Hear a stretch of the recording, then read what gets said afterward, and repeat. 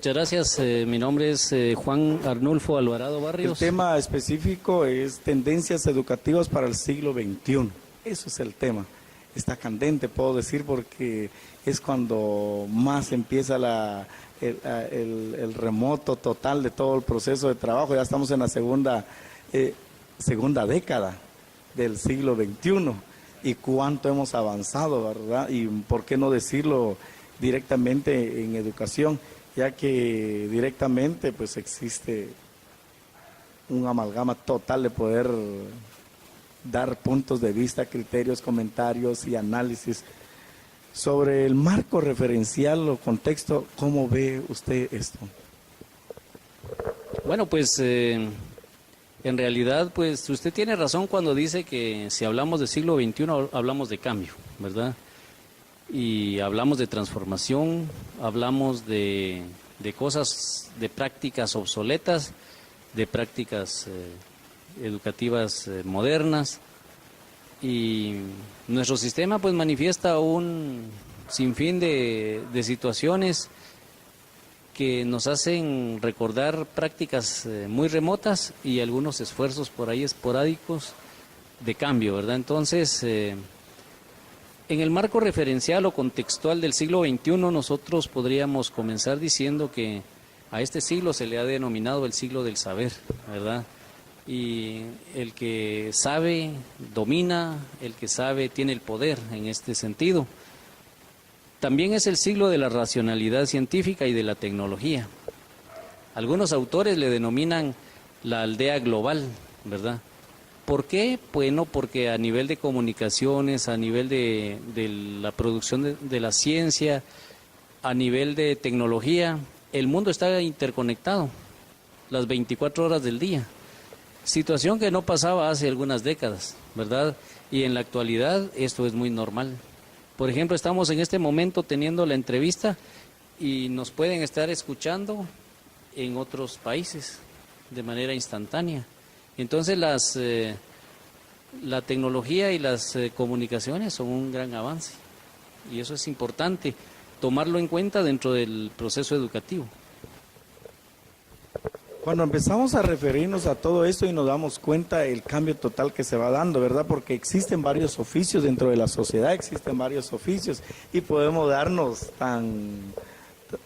de vista, pues, de manera rápida, donde aparece el arado, donde ahora se utiliza el tractor, ¿verdad? Entonces es un cambio total. Y también aparece la máquina de escribir, donde viene a ser emplazada por la computadora, ¿verdad?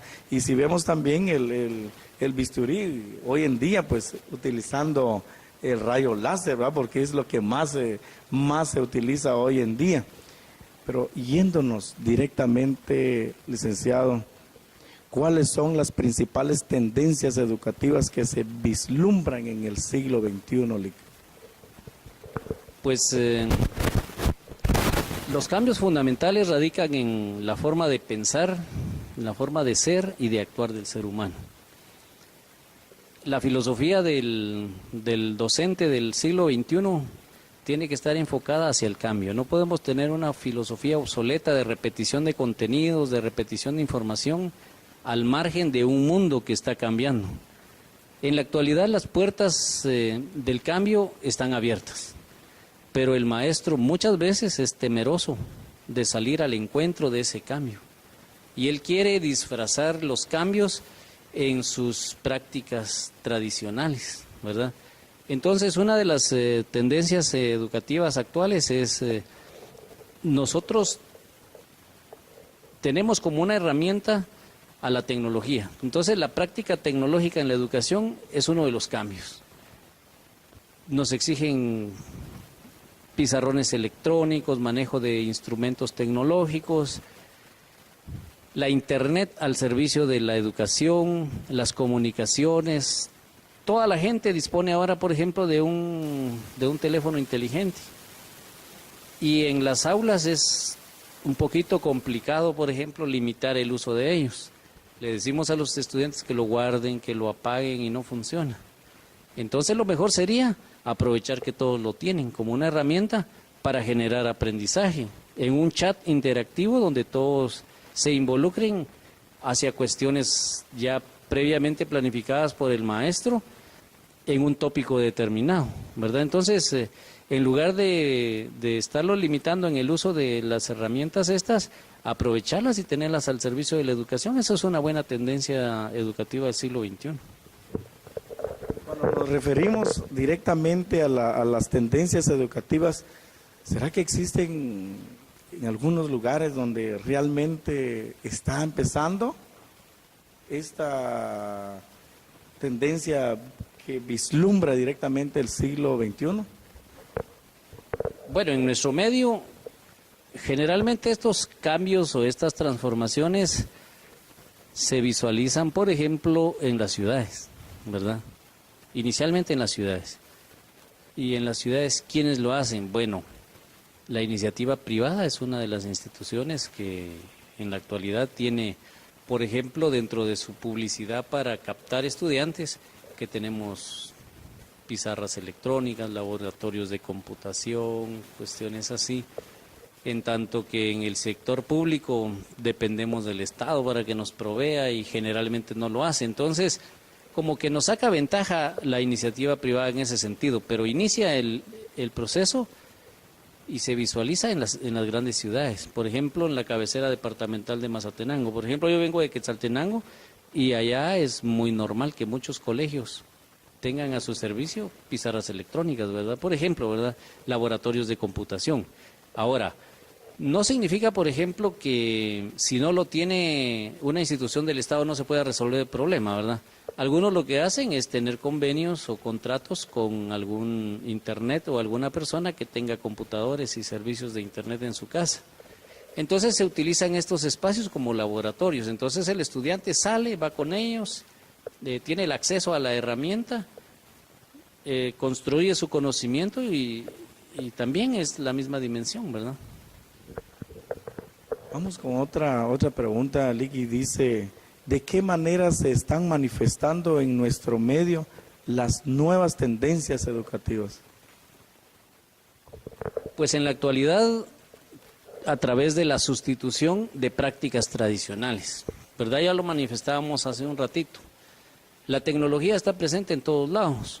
Antes, en la agricultura, la mano del campesino era la clave, con sus herramientas rudimentarias, los azadones, las piochas, etcétera. Hoy en día no. Hoy en día para arar, por ejemplo, una hectárea de tierra con un tractor, lo hace en menos tiempo, bajaron los costos, al final el resultado es el mismo y ahí hay tecnología, ¿verdad? Estos tractores han sido modificados incluso, ¿verdad? Porque preparan la tierra, siembran, abonan y cortan y hacen muchas funciones, ¿verdad? Entonces, es parte de la tecnología que está, digamos, al servicio del ser humano en todas las áreas. Si vamos a las áreas sociales, tenemos nosotros presencia de tecnología.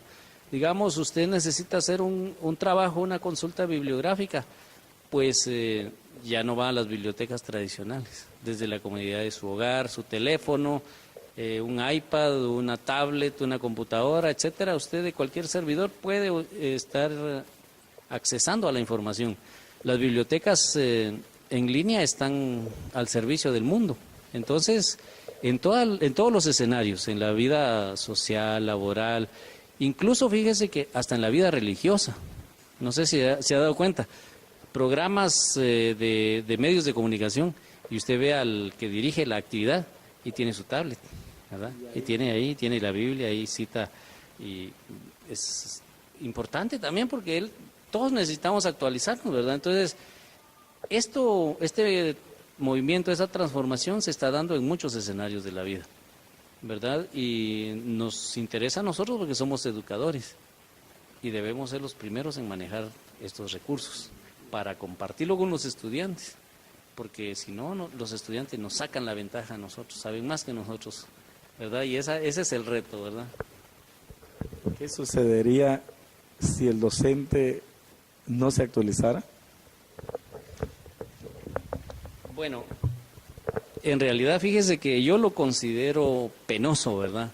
Por ejemplo, los que ya hemos egresado de un nivel universitario, por ejemplo, tenemos varios años de ventaja sobre los estudiantes de básico, por ejemplo, que ellos tienen ahí 6 años de primaria, 3 de básico, son 9 años de estudio. Nosotros esto lo pasamos ya hace como 5, 10, 15 años, y que nos saquen ventaja es un poco complicado, ¿verdad? Yo pienso que no es muy saludable que el estudiante le saque ventaja al maestro. Y ese es el reto. Por eso debemos estar actualizados, y en realidad esto conlleva nuevos roles, ¿verdad? El maestro debe ser investigador, el maestro debe seguir siendo curioso, el maestro debe seguir interesándose por el cambio.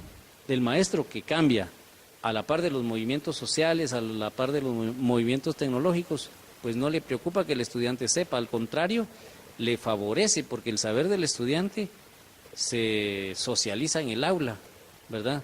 Y en estos escenarios de aprendizaje todos tenemos la misma posibilidad de aprender de todos. O sea que esa sería una ventaja para nosotros. ¿Qué retos conllevan las nuevas tendencias educativas entonces en nuestro medio del siglo XXI? ¿Qué retos sería entonces? Ya lo mencionamos, ¿verdad? Sí. Pero ahora, ¿cuáles serían los retos? Mire, concretamente, la investigación debe ser una herramienta al servicio del maestro. Ese es un reto.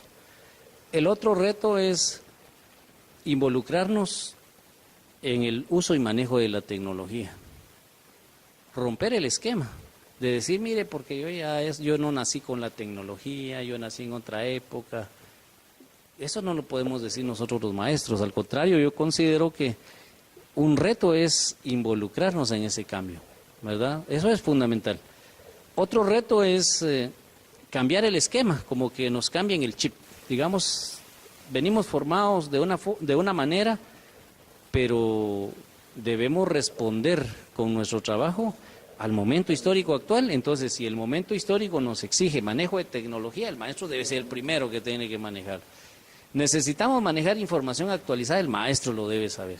Entonces, el maestro debe cambiar y tener una filosofía de cambio, una filosofía dialéctica de transformación que le permita estar en constante renovación y que esto le permita también contagiar a sus estudiantes de ese deseo de cambio. Esos son principales retos, considero yo. Viéndolo de todo este panorama, ya que ha retomado y ha puntualizado con los puntos de vista bien claros, ¿verdad? ¿Qué propuestas o modelo educativo virtual podemos construir a largo plazo entonces? Bueno, yo pienso que un modelo educativo virtual, yo lo visualizo con 4 pilares fundamentales, ¿verdad? Así como sistema educativo, 4 pilares. Como este o similar, pero yo pienso que un proceso, una propuesta debe tener pilares, ¿verdad? Debe estar sentado en ciertas bases.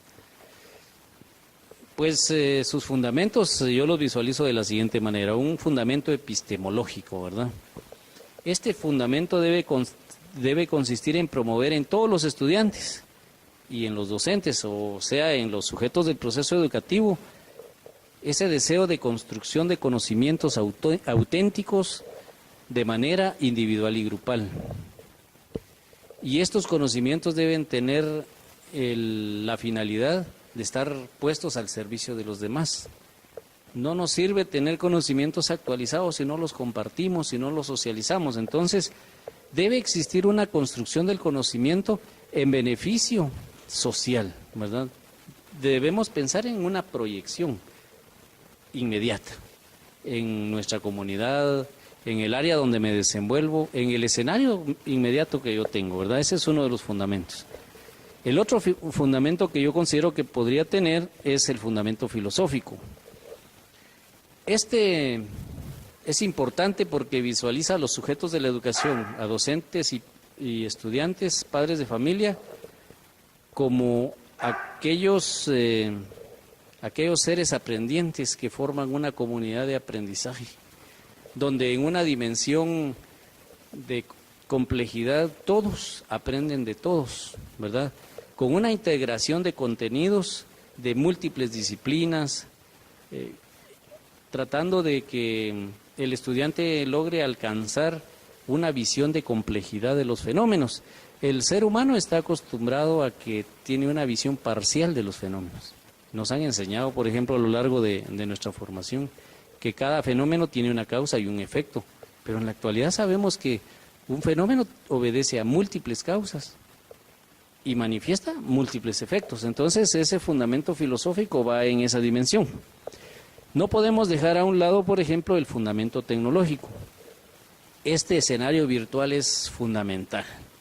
No podemos alejar a la escuela de la sociedad. Al contrario, nosotros tenemos que aprovechar que se ha abierto esa limitante o esa frontera que existía entre escuela y sociedad. Y nosotros, a través de la tecnología, tenemos que trascender de ese ambiente áulico en donde hemos estado enfrascados por mucho tiempo. Entonces, el fundamento tecnológico es importante.